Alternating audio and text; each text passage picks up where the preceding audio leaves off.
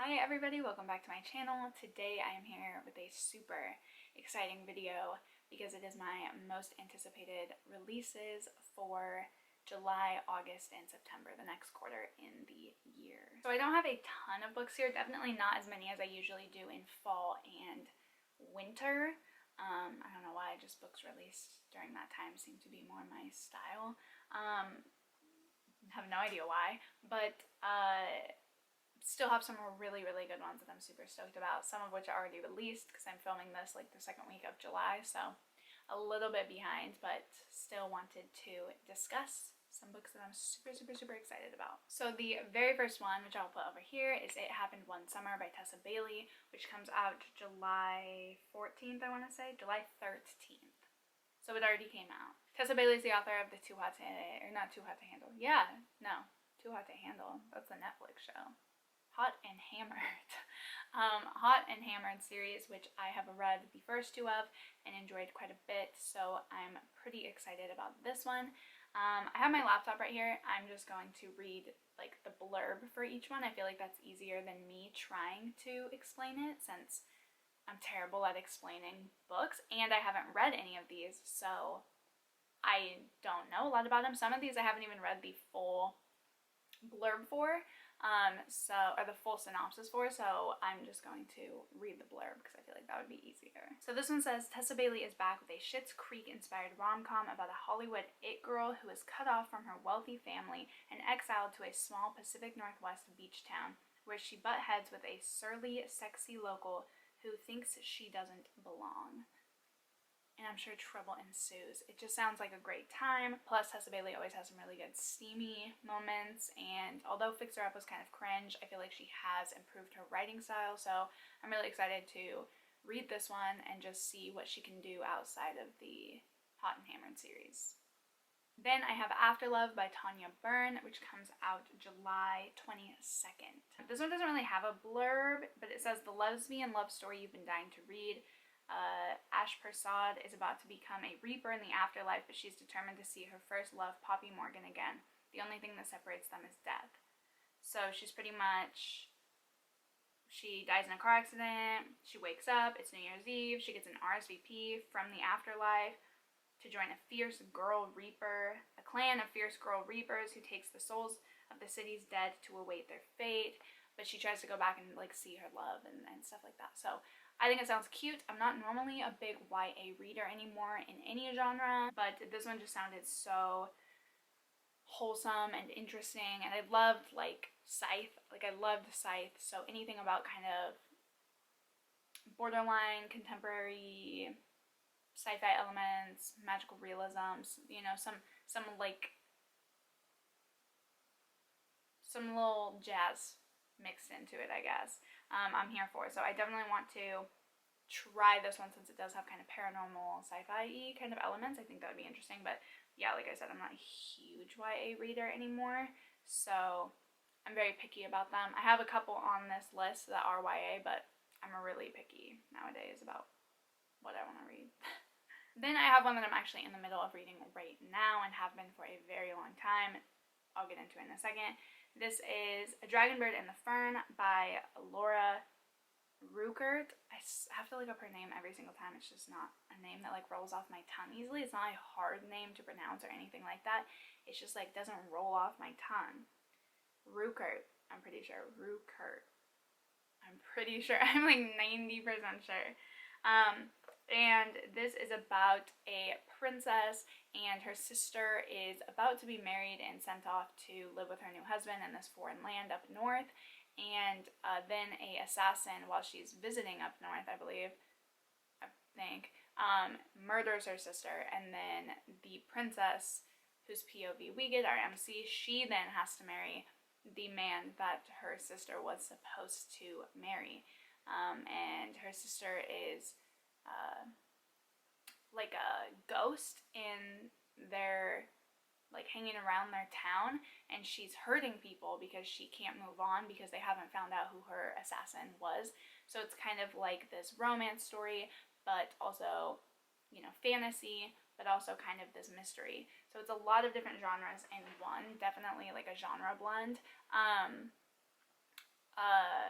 yeah, because there's just so many different elements mixed in. But it's really interesting so far. I just haven't been in the mood for like fantasy or anything like that, just because it's summer, and I feel like for some reason during summertime I don't normally reach towards books that have those sort of elements, especially since she is going to, the majority of the story takes place up north, where she's like living with her new husband now, and it's like really snowy and dark, and like you just get like almost like the Witcher vibes kind of, and that's just like, it's like blue skies and like 100 degrees outside, so it's just like not the vibes right now, so that's why it's been hard for me to pick it up. But I am enjoying it, actually. I really am. And this one comes out August 3rd, so super soon. I do recommend picking it up. I've found it very entertaining. It's just I'm not in the mood for it. So nothing against the book at all. I've been really enjoying it, actually. I'm like 30% of the way through, and it is very, very interesting. So I do recommend that one. And I have My Heart is a Chainsaw by Stephen Graham Jones, which comes out August 31st. Why did I think this was a September release? August 31st. And this one says, in her quickly gentrifying rural lake town, Jade sees recent events only her encyclopedic knowledge of horror films could have prepared her for. In this latest novel from the Jordan Peele of horror literature, New York Times bestselling author Stephen Graham Jones. I'm super excited for this one. I actually never got around or had a chance to read The Only Good Indians. I never got a chance to read that one, but I heard amazing things, and that one just didn't, I guess the synopsis didn't call to me as much as this one did, so this one I think I will make a higher priority than I did that one, or, you know, where that one sits on my list right now. I think this one definitely like comes above it, just because the little blurbs and stuff sound more interesting to me. Also, this is another one that's like horror thriller, so I don't really like to read the full synopsis, so I haven't even read the full synopsis. I've only read the blurbs, so, and I just think it sounds amazing, so I'm definitely excited for this one. Then I have Rock, Paper, Scissors by Alice Feeney, who's the author of His and Hers, which was probably my favorite thriller of last year, and this one comes out September 7th. This one actually, hold on, I made a note. This one actually comes out in the UK August 19th, but it comes out in the US September 7th, and I think maybe internationally other places September 7th, I would assume. Not Rock, Paper, Scissors. His and Hers was one of my favorite titles of last year in general, but definitely my favorite thriller, but probably like top 3 for favorite titles overall. I didn't like the first piece that I read from her, which was Sometimes I Lie, so I'm really interested to read Rock, Paper, Scissors just to see if, you know, just to see what's up, since I've had like a really bad one and a really, really good one, so I just am super excited to pick this up, and it sounds really interesting. I haven't read the full synopsis, I've only read the blurb, which I'm not seeing on Goodreads. I mean, the only thing it's saying is, think you know the person you married, think again, 10 years of marriage, 10 years of secrets, and an anniversary they will never forget. So I know that it's about like this couple and they're having marital problems, and then they win this getaway trip, and it's kind of like the make or break of their relationship. Like they said, like, oh, if this trip goes well, we'll stay together. If it doesn't, then I think it's best just to separate. And it's just about their trip and like what happens, and I don't really want to like read a lot more. I don't normally like to with thrillers, so super excited for that one. Then I have one anthology. I haven't been super into anthologies lately. I used to love them, like 2015 to 2018, I would say. I loved anthologies. And then just from like 2019 to now, I just haven't been liking them. I have a couple on NetGalley that I requested like years ago that I was super excited about, and they've just been on there since, because I'm just honestly not super stoked about them anymore. Like, I couldn't tell you what it is. I guess I'll read a story or two and then put it down, and then part of me just isn't interested to pick it up again, because there's nothing like that I'm waiting for, because it's a whole new story, so there's nothing that I'm like dying to know or keep reading about. Maybe it's something like that. I'm not quite sure, but it's all anthologies and short story collections, because I've read a couple same author short story collections, and it's kind of been the same vibe where I just haven't been like dying to pick it up. So I don't know, maybe it's just not for me anymore, but this one sounds really exciting, so I did want to try to pick this one up, and then if this doesn't work, I'm just going to hold off on anthologies until, I don't know, something really, really, really sparks my interest. But this one I am really excited about. This is YA. This is another one of the YA ones that I was talking about where I'm really picky about it, but this just sounds too interesting to pass up for that reason. So this is an anthology. There's a ton of different authors, and none of whom really I believe I'm familiar with, actually, just that I'm seeing right here on Goodreads. But it says 15 young adult authors and one real-life rock star band together for one epic and interconnected take on a memorable high school rite of passage. So there's this high school, and they're putting on this Battle of the Bands sort of thing. That's pretty self-explanatory. But then there's 15 stories, and they're all interconnected because they all take place at the same event. And I forgot who it is, but there's a, like, I forgot which band he was in, but like it said, there's an actual, like, rock star who, like, helped them with it, I guess, is the way to explain it. Like, helped them write or, like, describe bands. I don't know, like, what he exactly helped with, but I thought that the interconnected thing would help me out a bit, because just like I said, I think my issue with anthologies lately has been that once I finish a story and put it down, there's nothing keeping me going. But if they're interconnected, that's more so similar to a novel in some ways. So I think that the interconnectedness would keep me, you know, entertained and, like, wanting more. So I am excited for that. That comes out September 14th. Then I have The Love Hypothesis by Ali Hazelwood. This also comes out September 14th. This says when a fake relationship between scientists meets the irresistible force of attraction, it throws one woman's carefully calculated theories on love into chaos. It's about, like, this PhD student who kisses a guy, I think, kisses a professor or something for, like, an experiment, but it's not, like, weird, like a PhD student and a professor. It's like, she's, like, they're separate, like, departments and everything, so it's not, like, gross or bad or anything like that. But yes, and then of course with every romance, trouble ensues. So I don't know, I've heard really, really, really good things. This one was actually just on my radar shelf, and then I heard Chelsea from Chelsea Nolan Reads, which she doesn't really post anymore, but she did a live show with Julie from Pages and Pens, and she was talking about it, and she was saying that it was, like, the best rom-com and was, like, one of her best not only romance reads, but just reads in general of the year. So I moved it up from on my radar to my most anticipated, and I'm really excited about that, honestly. It sounds super interesting. Next, I have Under the Whispering Door by TJ Klune. This comes out September 21st. I actually already have an arc of this one, so I can pick it up at any point, and I need to get on it, honestly, since it's already, like, halfway through June or July.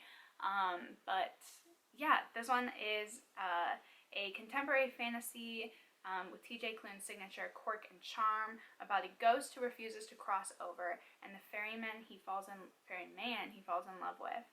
So I just think it's super cute. It has, like, fantastical elements. It's LGBTQIA+. It's adult, which I thought was interesting because based on the cover, it does not seem adult to me. It doesn't scream adult to me. It actually screams, like, middle grade. So I was really surprised and happy to learn that it's going to be an adult, or is an adult. And yeah, I'm just really excited for this one. I'm really blessed to have an arc of it because I want to read it really, really bad. And I have True Raiders, the untold story of the 1909 expedition to find the legendary Ark of the Covenant by Brad Ricka, and this comes out September 21st as well. And I have an arc of this one, which I'm so grateful for. I literally almost cried because this was one of my most anticipated. So this one is Lost City of Z, which I have down here, meets the Da Vinci Code from critically acclaimed author Brad Ricka, whom I've never heard of before, so I'm really excited to give this a chance. It says, this book tells the untold true story of Monty Parker, a British rogue nobleman who, after being dared to do so by Ava Astor, the so-called most beautiful woman in the world, headed a secret 1909 expedition to find the fabled Ark of the Covenant. Like a real-life version of Raiders of the Lost Ark, this incredible story of adventure and mystery has almost been completely forgotten today.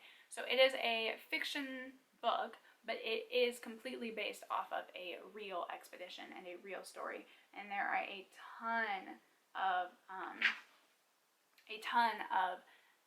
what do you call this? Sources in the back, who's who, a key, like tons of information about like what's real and whatnot. And so I am just super excited for this one. I love Indiana Jones, obviously, good movies and stories. I was an archaeology major and a bioanthropology major, both in college. That's what my degree is in, and I I'm just really, really excited for this one. I think it'll be a really great adventure novel. I love the history aspects. I love the adventure. It's kind of like, you know, this little heist almost to go try to find this treasure. And I just think the fact that it's real is insane. So, yeah, really excited for this one. I'm not a huge fan of nonfiction, which is why I think something like this, kind of a fictional story, but it also really happened, but it's not like told in a nonfiction way, would be something that I'll really enjoy because I've never really dove into that before. But I'm very excited for this one. We'll see what I think about it. And the last one that I have for this quarter is For All Time by Shauna Miles. And this comes out September 28th. It's my dad's birthday. So this says, the sun is also a star meets Outlander, if you can believe it, in this vivid, utterly romantic debut novel about two teens who relive their tragic love story over and over until they uncover what they must do to change their fate. So this is, again, a YA novel. This is my last one, so I have 3 on this list in total, but this one just sounded too good to pass up as well. I think that this whole idea of this, like, you know, reincarnation love story is just beautiful, and I'm really excited to see how it's executed. I've always loved the idea of, like, you know, like having all these different lives, but then like you meet and fall in love with the same person in every single one, the same soul, I guess. And I just think that that's so beautiful and such like a happy thought. And I just think that it'll be heartbreaking and warming at the same time. And I'm just super excited for it. So again, we will see what I think about that one. But those are all of my most anticipated book releases for the next quarter of the year, July, August, and September. Be sure to let me know what your most anticipated releases are so I can put them on my radar and check them out, because I'm always on the lookout for more releases and books and whatnot. But yeah, I hope that you guys are having a great day or night. Be sure to like the video if you did like it, and subscribe so you're notified every time. Subscribe and hit the bell so you're notified every time that I upload, and I will see you guys in the next video. Bye!